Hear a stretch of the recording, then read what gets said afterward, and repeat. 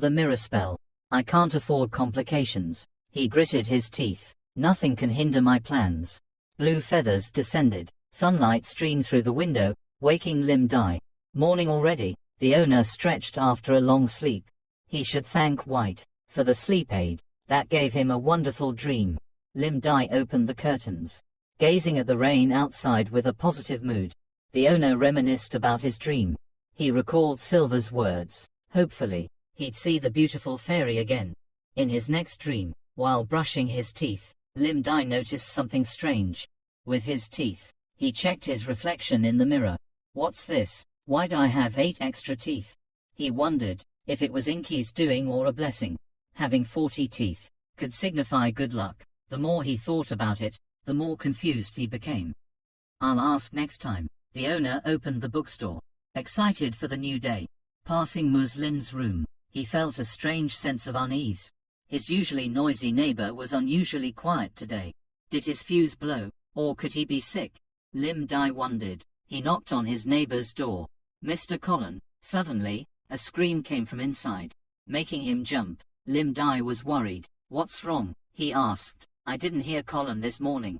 Hearing this, Colin panicked. Holy shit, did he notice something unusual? According to the movies, getting caught doing something weird means death. The clumsy, fat man replied to Lim Dai, saying he'd turn on the TV. The news reached the owner. It was about an accident on 20th Street, being investigated by the secret tower. He figured the worsening weather was causing Muslin discomfort. Mr. Colin, are you sure you're okay? If you're not feeling well, get some rest. Colin turned pale and sweat dripped. He thought it was a warning from the owner. If he did anything foolish, he'd be killed. Colin glanced at his phone, assuming Lindsay had discovered he'd hired an exorcist. Mr. Colin, the shout startled him. He looked down at his phone and realized he'd accidentally sent a distress signal. Panic surged through her. Her face turned pale, tears welling up. It's over. He clutched his head, overwhelmed with regret. It was too late for remorse now. His hands trembled as he clasped them together, praying to the Father of the round-roofed church. He desperately hoped for a miracle, a rescue. His voice quivered with fear as he told Lynn, I'm all right. Don't worry about me. Hearing his words, the owner stopped bothering him and let him rest. Lim Dai scratched his head, puzzled by his inability to sense the hidden turmoil within. The owner's heart, he thought to himself, maybe I should bring a gift before visiting Muslin. Ding dong. The doorbell's chime startled Lim Dai. He turned to greet the newcomer. It was a new face, young, vibrant. She looked full of energy. The girl kicked off her boots and stepped inside, her eyes taking in the bookstore the old man had described. Can I help you, miss? Ignoring Lim Dai's question, Melissa continued her inspection. Her gaze swept across the room, searching. But she found nothing out of the ordinary. She even doubted the store's supposed danger level. Melissa strode forward, leaning against the counter. You're the bookstore owner, aren't you? She asked. Yes, you can ask me anything. Buy, borrow, or browse books. It's up to you. Lynn replied to the girl. She tilted her head, observing him.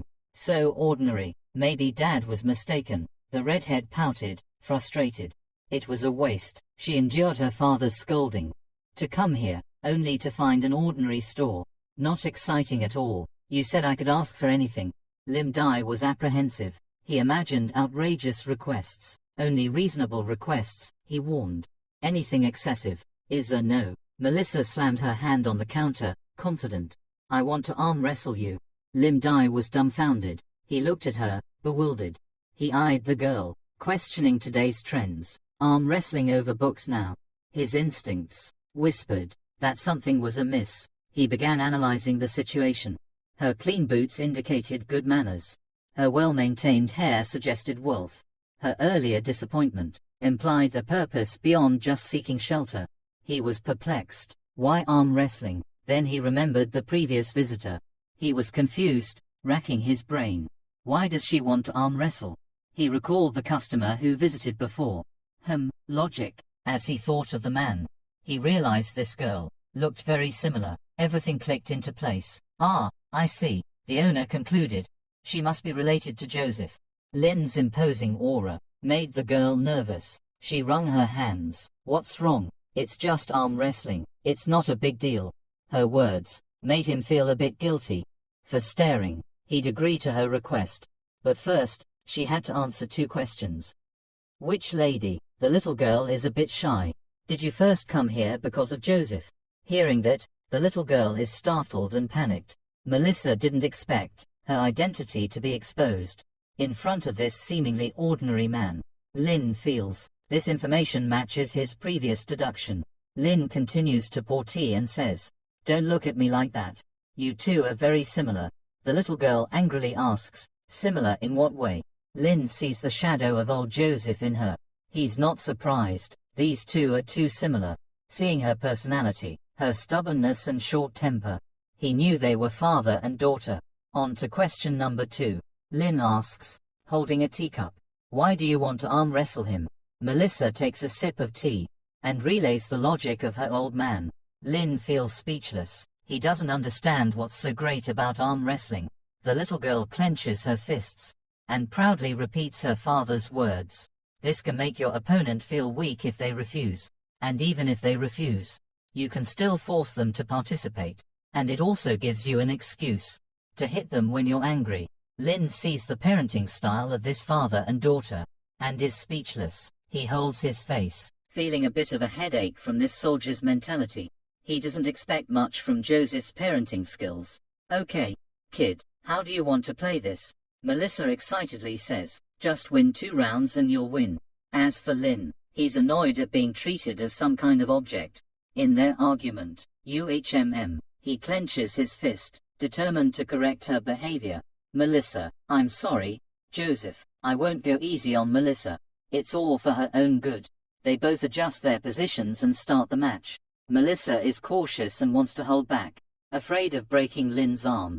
3, 2, 1. Before she can react, Lynn slams her hand down. Melissa's jaw drops. She can't believe what just happened. She looks at her hand in disbelief. How could she lose to an ordinary person? Melissa glares at Lynn. Lynn's expression seems to say, "You're not bad yourself," which makes her even more frustrated. At just 6 years old, she can easily defeat 10 people with her strength. How could someone at the panic level like me lose to you? It's ridiculous. Seeing Melissa's shock, Lindsay tries to comfort her, but Melissa takes it as a mockery. Unwilling to accept defeat in the second round, she uses all her arm strength and willpower, determined to win the arm wrestling match. Seeing her so determined, Lynn thinks, "I thought you were going to eat me alive." "Okay, let's go again, kiddo." After I count to 3, the match begins. Melissa is using 100% of her strength now, but still can't move his arm.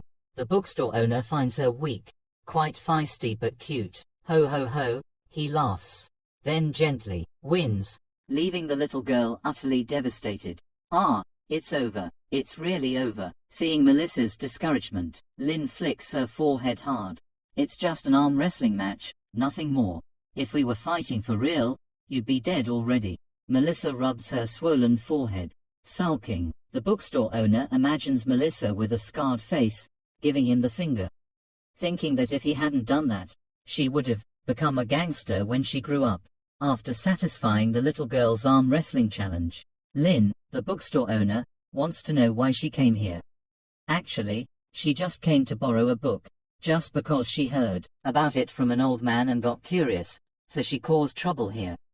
Hearing about books, he couldn't contain his excitement, and eagerly asked what kind she liked. Melissa says she wants to borrow a book, similar to the one her father is reading, because she was caught by Joseph before finishing it. She doesn't know how it ends. The little girl is afraid that Lynn won't lend it to her because she was so mischievous. Lynn, the bookstore owner, sees that a book caused an argument between father and daughter, so he advises her to talk to her father. Melissa is afraid that Joseph will get angry, knowing that his daughter is reading the same book. Lynn says to her, "It might not be like that," but Melissa raises her voice, saying, "He doesn't understand anything." The little girl says sadly, "My father only cares about work all day. Every time he comes home, he nags at me. Every time I show him my achievements, he always scolds me, saying I haven't practiced enough. No matter how hard I try, Joseph never acknowledges it." Listening to Melissa, Lynn identifies the problem as her poor grades. So he goes to the bookshelf and gets her some books to impress her father. While getting the books, Lynn connects the dots. A father neglecting his child's education, leading to poor grades. A war veteran, unable to express himself, only knowing how to nag. Try harder, but it negatively impacts a child's mind, making them think their parents are blaming them. To solve this problem, he picks out many suitable books for Melissa, thinking they will address all her difficulties. 5 math books, literature, English, physics, chemistry. Still not enough. He enthusiastically adds a natural science book for Melissa, and places the books on the table. A cunning smile, accompanied by the thought of her being stuffed with knowledge from his previous life. Melissa doesn't believe these books can help her. She remembers her sword fights with the old man.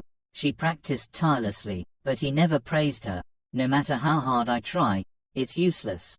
Because she is Joseph's daughter, everyone has high expectations for her, even the old man in her family. He always compares her to when he was young.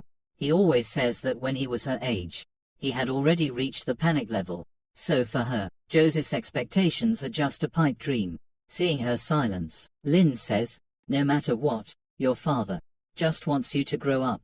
As long as you walk with your head held high, he will be happy. Even if he doesn't say it, you can guess his intentions. If Joseph sees your changes, he will only scold you a little for some small demands." Lynn's words are extremely convincing to Melissa. She looks at the book the bookstore owner gave her, thinking it could be a power book, or a book that teaches underground techniques, and decides to use it to make her father acknowledge her. "He must admit me." Lynn smiles as he sees the little girl seems to understand quickly. He says, "If you crave power, you must understand the hardships it brings. These books will be the key to opening that door.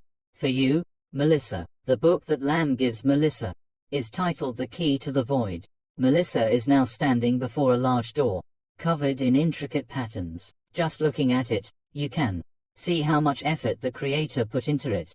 She feels a mix of nervousness, fear, and a desire to explore. Melissa pushes the door open, but now she finds herself adrift in a seemingly endless void. It's as if Lamb Joy's voice whispers in her ear, "Don't worry, if you want to open that door, this is the price you have to pay, the future you will gain." In Melissa's eyes, the world seems to be recreating and reformatting itself.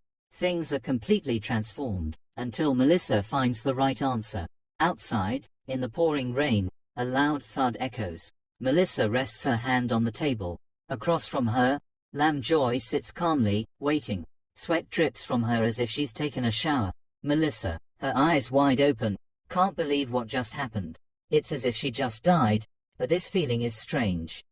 It's like the very essence that makes up her soul has been replaced by another force. Definitely, she doesn't know why, but she wants to understand what it is. The foundation of everything. It might be the key that can open any door. As a knight, Melissa can unlock the power of a knight without any obstacles. This is something only God can do. And now, that power resides in Mr. Lamb, the one with the indescribable power. Melissa has never dreamed of anything as absurd as this, but Mr. Lamb easily surpasses it, and creates a new entity for her. It's terrifying. Melissa wonders, is he a demon? Melissa keeps guessing and guessing. After a while, Lamb Joy seems satisfied. He strokes his chin, smiling at Melissa. It seems like he has touched the little girl's psyche. "I know it. She's really bad at math. Good thing I could help her a little." Lamb Joy chuckles and asks, "Are you okay? Do you need my help with anything? If you have any questions, I can answer them for you. It seems like you can't fully understand this book." Lamb Joy is absolutely right. Melissa can't argue with that. She's sure that this person is thinking of something terrifyingly bizarre. The help he gave her was certainly not based on feelings for her. It's like she's nothing more than his plaything. Although Melissa is completely wrong about Lamb Joy, she's also a little bit right. Lamb Joy isn't just simply helping. He's now aiming to sell a few more books to Melissa. If she's still struggling after reading this book, he can offer some practice tests and other reference books. This is absolutely fantastic. Lamb Joy is extremely pleased with his own brilliance. Now, he needs to encourage the little girl. Even children want to be rewarded. Placing his hand on Melissa's head, Lamjoy smiles and asks, "What's wrong? Are you afraid and can't handle it? But I think you have a lot of potential. You yearn for a better future." Hearing these words, for some reason, Melissa feels like she's on a path of no return. If she listens to Mr. Lamb, she doesn't know, but those books seem to contain endless power, and Mr. Lamb is guiding her. It's been foreshadowed. If she works hard, she will gain that power and change everything, including making her father proud. These words pour into Melissa's ears like sweet, enticing honey. Although still trembling, Melissa has made up her mind. She has no other choice but to accept these books and walk the path that Lamjoy has guided her towards. Holding the books tightly, Melissa bows deeply to Lamjoy and says in a loud voice, "I'm not afraid. I'm so grateful for your generosity and guidance." Lamjoy didn't expect this child to change so quickly. It seems like math is truly a child's enemy, but this is a good thing. The sale went very smoothly.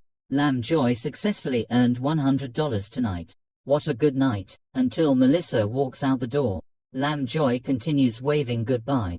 Outside the bookstore, heavy raindrops keep falling. Looking at the rain outside, Melissa's eyes seem distant. She wonders why she came here to borrow a book, and then suddenly bought one, as if she was led by some unknown force. But whatever, now, she needs to hurry back home. Melissa bursts into laughter. Her expression changes completely. It's like a madman, lost in his own world, who has just found his way out.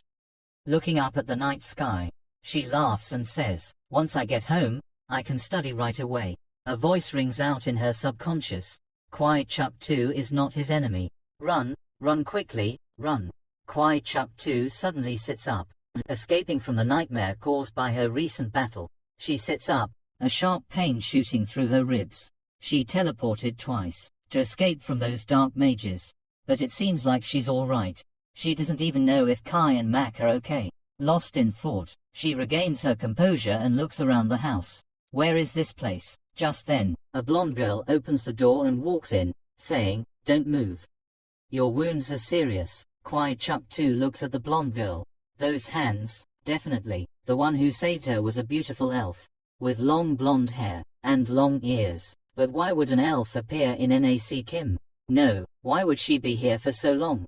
But that's not important. The important thing is, this girl seems to be the one who saved Kwai Chuk 2 from death. How lucky. Hearing Kwai Chuk 2's question, the elf girl readily admits with a bright smile on her lips, "I just arrived in NAC Kim." Unexpectedly, the magic transfer was that powerful. Elves are sensitive to energy, and being here is like torture. But what surprised her the most was finding a girl on her way home, a mysterious beauty covered in blood. It seems like someone attacked this girl. Moreover, Kwai Chuk 2 was only 10 meters away from her house. Elsa says seriously, "If I left you there, those chasing you would immediately discover you were missing." Kwai Chuk 2 looks at the elf awkwardly. Is this why she was brought here? The elf girl relaxes. Looking at Kwai Chuk 2, she smiles and says, "If they got this close, they'd find me too, so it avoids unnecessary problems." Kwai Chuk 2 nods in understanding but still feels a bit awkward. Perhaps not yet accustomed to this place. The elf girl notices this, and takes the initiative to come over, sitting next to Kwai Chuk 2 and chatting, to dispel the tense atmosphere. Kwai Chuk 2 is obviously grateful for this. She's indebted to her savior but can't repay her yet. But she's currently incapable. Maybe she can repay her later. Still holding her injured arm, Kwai Chuk 2 looks at the elf girl and asks insistently, "How long have I been out there?" The elf girl thinks for a moment and replies, "It seems like it's been about 5 hours since I found you. Based on the blood around you, it's probably no more than 6 hours since you teleported here." Kwai Chuk 2 stares at her hands. 6 hours, that's a long time. But she wasn't found. This is truly fortunate. If someone saw her in this exhausted state after teleporting, she would surely be dead. Kwai Chuk 2 clenches her fist, her body trembling. Her eyes are full of adoration. She affirms to herself that her escape wasn't luck, but all thanks to Mr. Lamb. If Mr. Lamb hadn't given her the Iron Wall training, she wouldn't have been able to endure it. At this moment, Mr. Lamb is at the bookstore reading a book. He suddenly sneezes, unaware of who is suddenly mentioning him. Back to Kwai Chuk too. She knows that it's not over yet, and she needs to overcome it. The blood poison has healed her wounds, but she can't push herself too hard. Kwai Chuk too thinks that she needs to rest, and also figure out who this elf girl is. The elf girl seems to have also noticed her rapid recovery speed. Kwai Chuk too smiles humbly, denying it and introducing herself. My name is Kwai Chuk too. You're an elf. What brings you to Nac Kim? This place is pretty bad, so not many elves come here anymore. The elf girl coughs awkwardly and says, right, I haven't introduced myself yet. I'm Doris. As you can see, I'm a true elf. I belong to the Alice house, the oldest and most sacred family in Asgard. I came here to reclaim the lost glory of the Iris house. Doris seems incredibly proud when she says these words. Her Iris house is so famous that almost all superhumans know of it. Kwai Chuk too is no exception. It's a noble family. She remembers a story about them she read as a child. According to legends, the glamorous elf kingdom was destroyed after King Canute went mad. It became a wasteland. Some elves made a pact with the one-eyed elf on a dark night to receive a new destiny, a new fate for themselves. From then on, when elves needed the help of witches, they waited for the night that the first witch appeared. They called those elves blessed by the witch as appointees. But from what Kwai Chuk too knows, the Alice house has long since declined, and there's been no news of them for centuries. Doris frankly admits, saying, I came here with the Alice house crest on my chest. Now I'm in Nac Kim to find the witch who made that contract. She is one of the 4 primordial witches, and the oldest mystery. No one has ever seen her true face. Legend has it that she sleeps soundly in the world of dreams, covered in cold and snow. The Iris family calls that witch Silver. Kwai Chuk too stares at Doris in astonishment. It's really Silver. That's the primordial witch no one knows about. She thought it was a legend. Unexpectedly, the religion and protection of the primordial witches are real. But there's something Kwai Chuk too doesn't understand. Why did Doris come to Loki? The Truth Society's surveillance usually covers this entire kingdom. So how could there be a dream world where a primordial witch could reside? Doris sighs with a wry smile. Even I don't know, but the prophecy says that the primordial witch, the Snow Witch Silver, will descend upon the dream world in this steel city of Nac Kim to care for those who are illuminated by the stars. But these prophecies are always vague. Doris doesn't know what it's talking about. Kwai Chuk too is speechless with this elf. But as her savior, Kwai Chuk too doesn't mind showing some concern for Doris. Nac Kim is a very complicated place right now. It's not safe for an elf. Moreover, Kwai Chuk too is sure that Doris has sensed something's wrong here. Doris shrugs and smiles. You mean the rain? It's nothing. Touching the cold glass, Doris chuckles. Looking at the rain outside, she says, I'm quite tolerant of this. It's fine. Kwai Chuk too is speechless. That's not what she meant. Lately, mirror beast eggs have been hatching, bringing a lot of harm. But she can't tell Doris about this right now. She only advises Doris that if she wants to stay here, she shouldn't go out for the next few days. Doris scratches her cheek and laughs. You're the one in danger. Why are you warning me? Hearing this question, Kwai Chuk too says without hesitation, because I'm a hunter. A hunter's job is to kill wild beasts, so that people can sleep soundly at night. A hunter is never alone, and Kwai Chuk too is very proud of her job. Doris chuckles. The energy around her changes. Kwai Chuk too is confused. She remembers the prophecy from before. To be precise, it's the hunter's job. It's always been like this. Kwai Chuk too frowns slightly at Doris. She speaks as if she had witnessed it firsthand. Could she be an old lady? Definitely. After all, elves have a very long lifespan. Suddenly, a familiar scent fills the room. Kwai Chuk too and Doris look toward the kitchen. Smoke billows from inside. Doris panics and rushes to save the soup she was cooking. She forgot about it while chatting. Fortunately, the soup is still good and not burnt. This is fresh lamb soup, specially made by my parents in Doha. It tastes amazing. Such a delicious dish. It's a shame not to share it with the guest. I saved, looking at the steaming, delicious soup in front of her. Kwai Chuk too takes a bite without hesitation. It tastes amazing. Just by looking at the expression on her beautiful face, you can tell it's delicious. Seeing Kwai Chuk too enjoying the soup so much, Doris is overjoyed. Her efforts in cooking have been rewarded. Kwai Chuk too quickly finishes the first bowl of soup. Doris refills her bowl. While serving, she inquires, "You're a hunter in NAC Kim, so you must know this place well, right? In return, could you tell me a few things about the recent situation in NAC Kim, or anything related to Lady Silver? These are just small matters." Kwai Chuk too readily agrees. "But the truth is, my situation is quite dangerous, so I might not be able to help much. Therefore, Kwai Chuk too directs Doris to the bookstore on 23rd Street to meet Mr. Lamb. If it's Mr. Lamb, he can tell you what you need to know." Doris, who has lived in the forest all year round, doesn't know who Mr. Lamb is. Kwai Chuk too explains, with all sincerity, "He is the one I swore allegiance to, a person who spreads the gospel to the world, even though I still can't see his true self. His omnipotence is indescribable." Doris's eyes suddenly change for a moment. It's a cold look, as if looking at her enemy. Immediately after, Doris smiles again and asks, "A wise person, but living among humans?" Doris is sure she's read the mutant list, published by the Truth Society. There's no such person. If he's in NAC Kim, wouldn't the Truth Society have recorded him? Kwai Chuk too nods in understanding, but it seems that Doris still doesn't understand Mr. Lamb's mysteriousness. Every time Mr. Lamb is mentioned, Kwai Chuk too just wishes she could shout to the whole world about his greatness. "He's the reason I can spread my faith."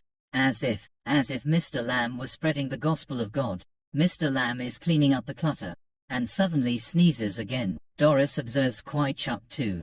It seems this girl is completely sincere in her belief in Mr. Lamb, just as they believe in Silver and a dream, formed from a contract on Witcher's Night. Long ago, Kwai Chuk too unbuttons her shirt, and says, "She gave me these." So suddenly, Doris is startled, her face blushing with embarrassment. What a straightforward girl. But then Doris quickly catches the main point. This girl's body was originally heavily injured, with fatal wounds, but now they are completely healed.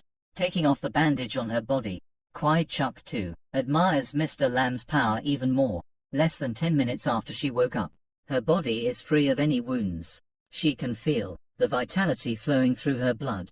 Doris starts to believe in the bookstore that Kwai Chuk too mentioned, along with Mr. Lamb. It's amazing and magical. Kwai Chuk too nods in agreement. Yes, this generous gift is just a small matter for Mr. Lamb. Doris puts her apron back on and promises that she will visit Mr. Lamb's bookstore soon, but in the meantime, it seems that Kwai Chuk too still needs a few more days of rest. Doris generously offers her guest a place to stay for a while longer. Receiving Doris's enthusiastic help, Kwai Chuk too doesn't refuse. Instead, she expresses her sincere gratitude, but she believes that Doris will find a satisfactory answer. Although she is safe now, Kwai Chuk too still can't help but worry about her subordinates. To confirm their safety, she needs time to recover, but for now, she should thank Doris and getting my interest back as fast as possible. Being able to enjoy a bath after such a long fight is truly relaxing and refreshing. Ms. Doyce is quite an Elsa. Meanwhile, the kind Elsa you perceive her to be is doing something in the kitchen. The water keeps running on the table. Nearby is a knife with bloodstains splattered everywhere. Looking at her reflection in the water, Doyce smirks a sinister smile. At their level, no one is truly righteous except for the primordial witch. They're only smooth talkers with a little bit of power. Those skills are pathetic. If they retaliate, they shouldn't blame the customers, right? Doyce chuckles. You should dispose of the leftovers. Ugly things shouldn't be kept in the house for too long. On the wall is a body, cut in half. One half is pinned to the wall, while the other half kneels on the ground. In a nearby pot is a monster's head. It's dying, its tongue hanging out. It seems this LV isn't as kind as you thought. While you're resting, the dark mages are relentlessly pursuing her. If they can't catch her, they report back to their boss. But things are going terribly wrong. Their boss coldly looks at the reporter and says, "Where did we lose track of her? What did the people at the Red Church say?" The intelligence officer trembles and says, "I don't know." As soon as he finishes speaking, the boss grabs his throat, making him cough up blood. The boss coldly looks at the employee being choked. Suspended in midair, he asks, "You don't know? Those damn red church bastards. They don't understand how serious this situation is." "Why?" the choked man stammers. "The traces have been completely erased, so they don't know what's happening." As the mastermind behind the plan, the boss absolutely doesn't want things to fall apart. The intelligence officer is finally released. Suddenly remembering something else, the boss asks about the whereabouts of someone named Charlie. The intelligence officer nervously says, "He's awake. Doan has preserved his body in the best condition. The prayer of the Red Church's assassination squad saved him and implanted memories that will help us." Hearing this, the boss cheers up. Finally, some good news after a string of failures. Charlie, based on the remaining information from that rat reel, he's Wei's direct disciple. That's why Doan wrote that name down. He wonders, when his student returns from hell and wants to take his life, what will he do? And now, the deceased student, wearing a cloak, runs through the rain to find White's house and carry out his mission. Their goal is to use White's life force to hatch the mirror demon egg. Just achieve that, and the egg will hatch quickly. Let's rewind a bit to the past. White's life, at this time, is still that of a handsome young man, and that young man is now standing in the snowy mountains, with a staff in his hand. He's going somewhere to do something.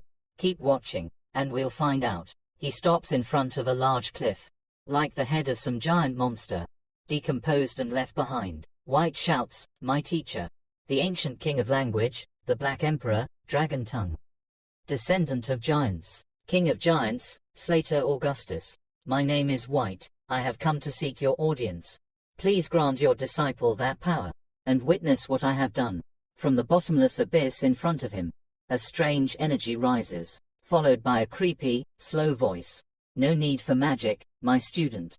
I may have been summoned by the dark mage of the living fossil, but my body has not yet turned to stone." The strange energy appears, more and more dense. It pours down like rain in front of him,